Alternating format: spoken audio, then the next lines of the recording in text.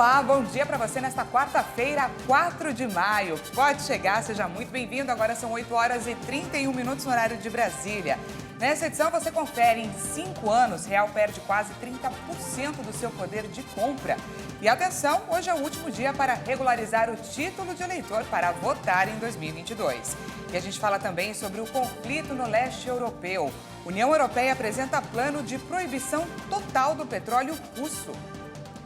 A inflação se espalha e passa a afetar 8 em cada 10 itens. O índice de difusão da inflação, que mede a quantidade de produtos e serviços que subiram no mês em relação ao total de itens pesquisados pelo IBGE, saltou para 78,7% em abril, de acordo com o Índice Nacional de Preços ao Consumidor Amplo, 15, considerado uma prévia da inflação oficial do país. O índice foi o maior para meses de abril e o mais elevado para um mês desde fevereiro de 2003, quando chegou a 78,9%. Ou seja, as altas que eram mais pontuais ou mais concentradas em alguns produtos ganharam um efeito dominó e estão sendo transmitidas para o conjunto geral de preços. O resultado oficial da inflação de abril será divulgado pelo IBGE no dia 11. E nos últimos 5 anos, a inflação oficial do Brasil cresceu de forma cada vez mais intensa. De março de 2018 a março de 2022, o real perdeu 27,57% do seu valor e poder de compra. Em outras palavras, com o mesmo valor, agora a gente consegue comprar apenas 2/3 daquilo que comprava naquele ano em 2018. E a venda de veículos teve queda de 6% em abril em comparação ao mesmo mês do ano passado. O número de licenciamentos em abril foi abaixo do esperado no setor, chegando à marca de 270 mil. Houve também uma pequena queda nos emplacamentos de veículos em relação ao mês de março. No total, 997 mil carros foram licenciados nos primeiros 4 meses desse ano, número 7% menor que no mesmo período do ano passado. De janeiro a março, as vendas de veículos caíram 23%.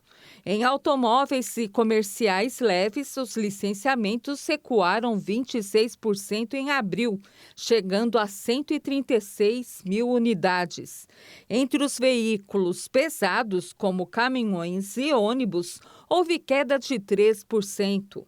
Por outro lado, as motos registraram aumento de 14%, chegando a 108 mil licenciamentos. Considerando o cenário global do conflito entre a Rússia e a Ucrânia, que ocasionou um aumento nos preços dos combustíveis, José Maurício Andretta Júnior, presidente da Federação Nacional da Distribuição de Veículos Automotores, FenaBrave, considera o resultado positivo. E minha conversa agora é com os eleitores. O prazo determinado pelo Tribunal Superior Eleitoral para a regularização do título de eleitor para votar esse ano se encerra hoje. Aqueles que desejam emitir o título precisam revisar ou transferir o domicílio eleitoral, terão que correr. Os pedidos podem ser feitos gratuitamente pelo site do TSE ou no cartório eleitoral mais próximo. O horário de funcionamento dos cartórios eleitorais é do meio-dia até às 5 horas da tarde. Não perca! E mais de 1 milhão de famílias que atendem os requisitos básicos para receber o Auxílio Brasil não tiveram acesso ao benefício em fevereiro desse ano e acabaram ficando na fila de espera. O número de brasileiros que aguardam receber o benefício voltou a crescer. Depois de iniciar o ano zerado e ultrapassar as 400 mil famílias em janeiro, a fila de espera para o recebimento do Auxílio Brasil chegou à marca de 1 milhão em fevereiro. Números que cresceram devido à inclusão de 556 mil lares no programa, após a unificação do Bolsa Família. No total, já são 18 milhões de famílias contempladas. Para receber o valor, as pessoas precisam atender às condições do programa e estar inscritas no Cadastro Único, para que o governo realize uma análise da situação de cada uma. A região Sudeste cidade registrou 184 mil solicitações do Auxílio Brasil em janeiro, sendo o local com maior procura, seguido pelo Nordeste, com quase 125 mil solicitações. Com 91 mil famílias não contempladas, São Paulo foi o estado com o maior número de famílias que tinham direito a receber, mas não estavam dentro do programa, seguido por Minas Gerais e Rio de Janeiro. E agora a gente fala sobre o conflito no leste europeu.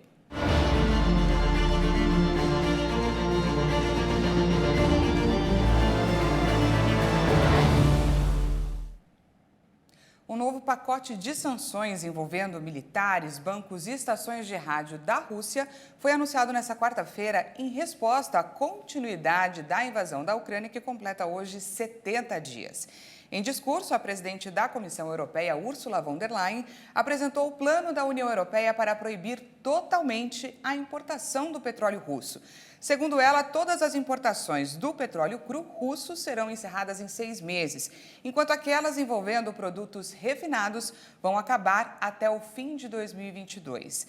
A medida precisa ser aprovada por todos os 27 países do bloco. Em uma reunião entre chanceleres, a União Europeia deixou claro que tem feito todo o possível para evitar que a guerra na Ucrânia se estenda ainda mais. O alto representante para as relações exteriores da União Europeia, Josep Borrell, participou de um encontro na cidade do Panamá com chanceleres da América Central e do Caribe. Borrell destacou que a União Europeia faz todo o possível para evitar que a guerra na Ucrânia se estenda. Fazemos todo o possível para evitar que a guerra se espalhe, que a guerra se estenda horizontalmente, afetando outros países, ou se espalhe verticalmente, usando armas mais destrutivas. Borrell reiterou que a União Europeia manterá a pressão sobre a economia russa, onde ela é mais sensível nos aspectos financeiros. Ele lembrou que os Estados-membros culminam seus acordos sobre retirar mais bancos do sistema internacional SWIFT e destacou que a Rússia obtém seu financiamento da venda de energia, outro aspecto que pretendem frear com menos importações. Em Chernigov, moradores convivem com o medo de novos bombardeios. Em Zaporísia, um grupo de pessoas retirado da usina de Azovstal, em Mariupol, respiram um pouco mais aliviados.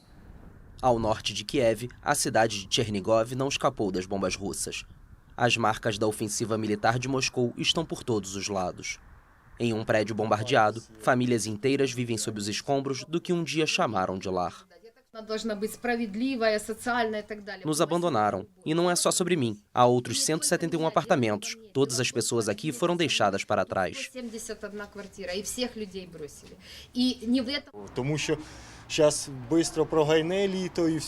O verão vai passar rapidamente e depois vem o inverno. Para onde iríamos? 20 outras pessoas vivem aqui, idosos, 20 consumidores. Eles não foram a lugar nenhum, porque não há para onde ir. E ninguém nos diz para onde ir.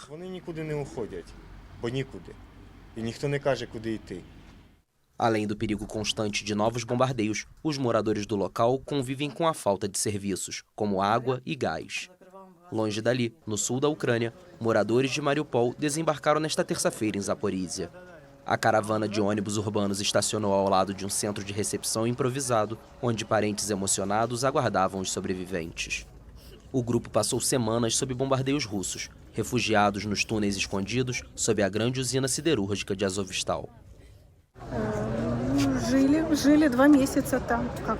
Moramos lá por 2 meses. Nós não vivemos, apenas existimos. As condições não são as melhores, mas alguns dos outros bunkers são piores. Dormimos em bancos. Algumas pessoas e crianças dormiam em pisos de concreto.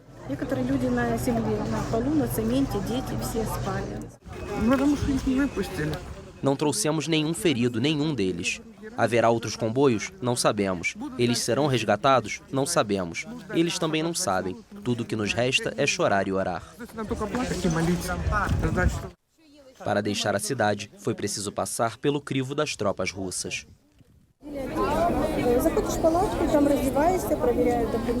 Você entra em uma tenda, tira suas roupas, eles verificam seus documentos. Então você entra em outra tenda, onde eles digitalizam seu telefone, todos os seus documentos, todos os seus contatos. Depois disso, você preenche um questionário. Eles ficavam dizendo que estava tudo bem, que iriam reconstruir Mariupol. Não há mais Mariupol.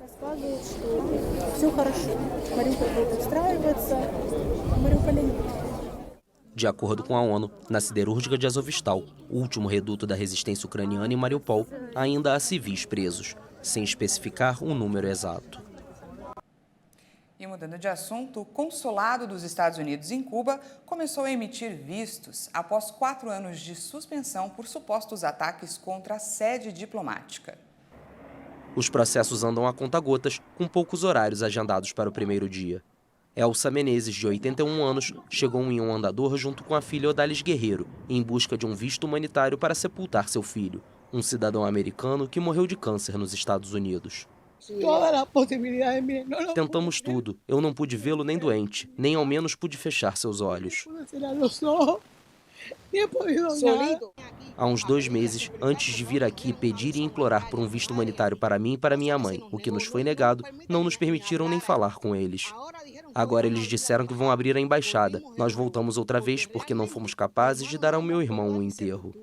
O consulado fechou em setembro de 2017 devido a supostos ataques sônicos que teriam afetado a saúde de diplomatas americanos, o que Havana nega.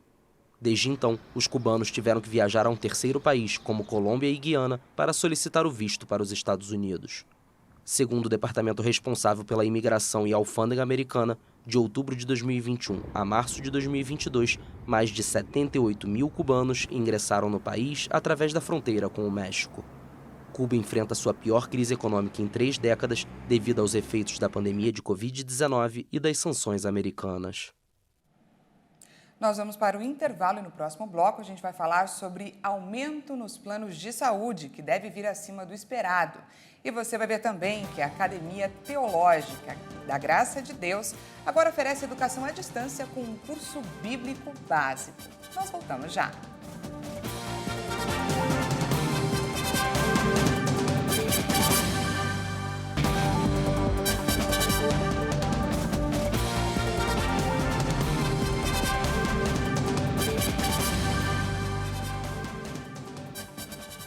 Seja bem-vindo mais uma vez, estamos de volta ao vivo, agora são 8 horas e 46 minutos no horário de Brasília. E olha só, mais um reajuste para os brasileiros. De acordo com a Federação Nacional de Saúde Suplementar, os planos de saúde individuais devem subir 16,3% em 2022. Esse é o maior reajuste já feito pela ANS, de acordo com a série histórica iniciada em 2000. Além dos efeitos da inflação nos diversos setores da atividade econômica e a incidência do IPCA, a ANS diz que, devido à pandemia, foram suspensos ou negativados os reajustes. Essa decisão teria refletido nas despesas do setor. Segundo a Agência Nacional de Saúde Suplementar, chegou a hora dos planos de saúde repassarem um aumento no preço de diversos itens. Por falar em saúde, a média de mortes por Covid segue em tendência de alta pelo 4º dia seguido. Vamos conferir os números da pandemia no país. O país confirmou mais 92 mortes por Covid-19 em 24 horas. O total de óbitos pela doença desde o início da pandemia já chegou a 663.694. Também foram registrados 21.432 novos casos de Covid-19 em um dia. Ao todo, já são 30.482.429 diagnósticos confirmados. A média móvel de mortes é de 118 vítimas diárias. A curva apresenta tendência de alta, com uma variação de 26% em relação a 2 semanas. A média de casos na última semana foi de 14.910 registros por dia.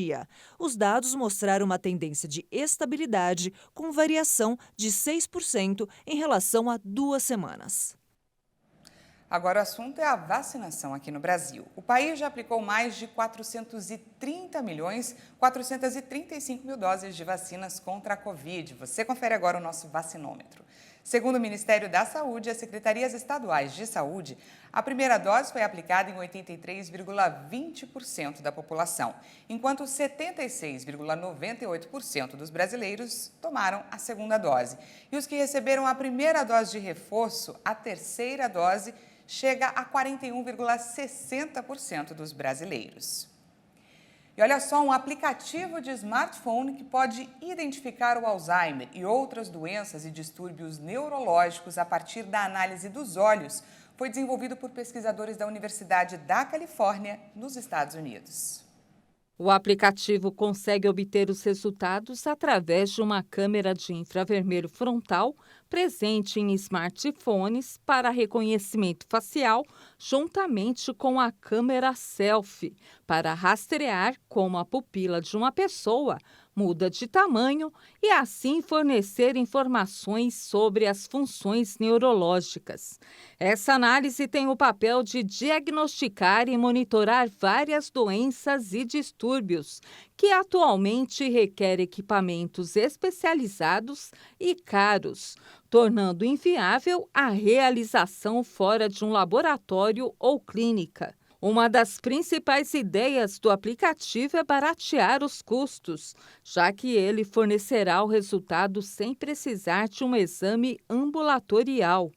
O software foi apresentado na Conferência sobre Fatores Humanos em Sistemas de Computação nos Estados Unidos, sendo premiado com uma menção honrosa de melhor artigo. Um dos autores do projeto afirmou que ainda existe muito trabalho pela frente para que o aplicativo seja colocado em uso no dia a dia e disponibilizado em lojas de aplicativos. O processo de criação contou com a ajuda de adultos mais velhos, que auxiliaram na projeção de uma interface de aplicativo simples que permite aos usuários administrar os testes, com comandos de voz, instruções baseadas em imagens e até mesmo uma luneta plástica, para direcionar o usuário a colocar o olho dentro da visão da câmera. A ideia é permitir que o aplicativo funcione em qualquer smartphone, não somente nos modelos mais novos. Uma escola inaugurada na Zona Leste de São Paulo foi construída em um modelo totalmente sustentável.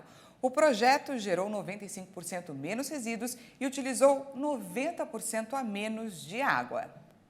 Em vez de contar com um ambiente de estudos tradicional, uma escola foi construída de maneira sustentável no bairro do Tatuapé, na Zona Leste de São Paulo. O novo ambiente pertence a uma ONG e foi erguido com madeira reflorestada.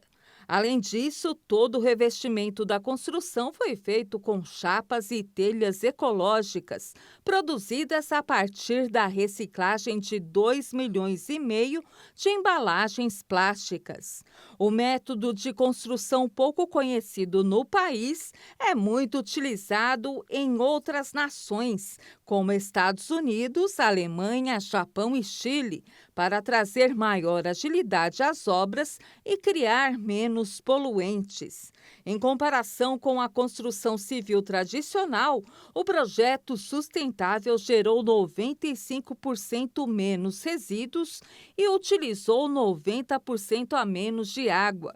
Geralmente, os revestimentos das construções também são feitos de painéis de madeira, mas no caso das escolas existe um diferencial a mais. Das paredes ao teto são utilizadas chapas e telhas ecológicas, feitas de plástico e alumínio reciclados. Como tem alumínio em sua composição, as chapas e telhas proporcionam conforto térmico às construções, evitando o uso contínuo de ventiladores ou aparelhos de ar-condicionado.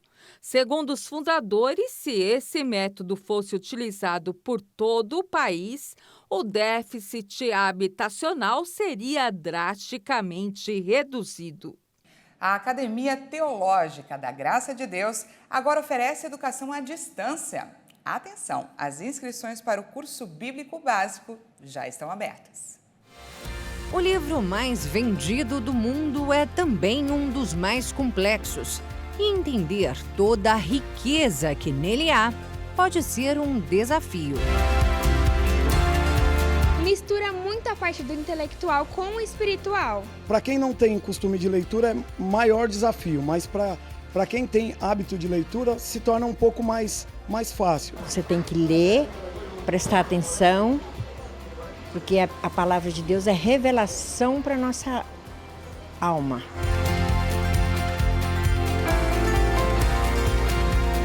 para ajudar nessa missão, nasceu o Curso Bíblico Básico da Academia Teológica da Graça de Deus, a AGRADE. Fundada pelo missionário R.R. Soares em 1998 para capacitar e proporcionar crescimento espiritual a quem quer que seja. Conhecimentos que agora serão expandidos por meio da educação à distância. O curso bíblico da AGRADE visa oferecer ao estudante da Bíblia as ferramentas necessárias para que ele consiga a compreensão mínima do texto.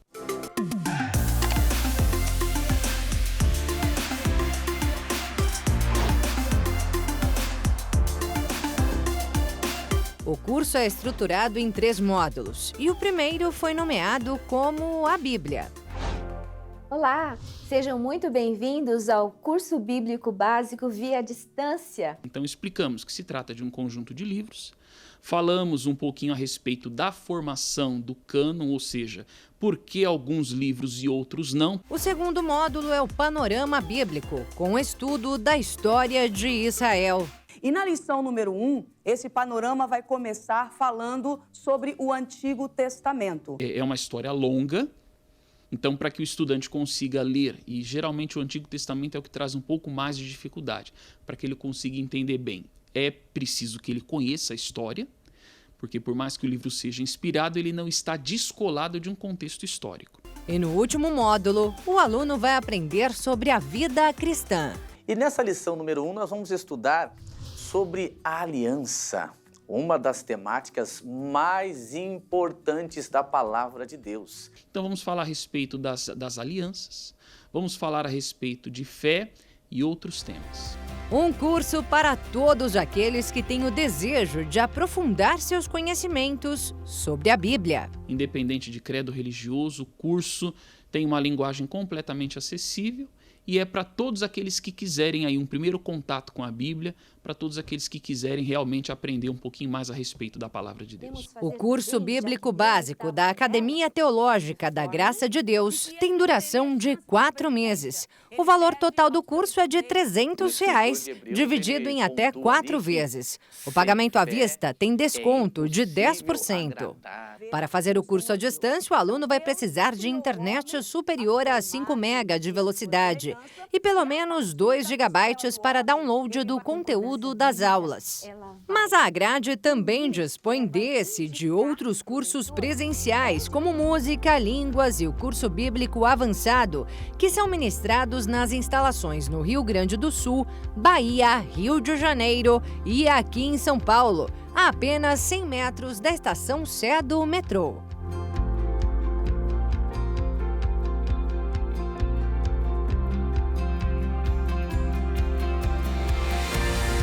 A palavra do Senhor vai dizer que com laços de ternura Deus nos envolveu. Portanto, ao fazer este curso, não faça por obrigação. Não faça só porque você quer um certificado. Faça porque você quer que o teu relacionamento com Deus não seja mera religião, mera prática de atos religiosos, mas seja um relacionamento verdadeiro, um relacionamento de amor com Deus eterno e todo-poderoso. Se você deseja conhecer mais e se aprofundar no estudo da Palavra de Deus, venha para a AGRADE.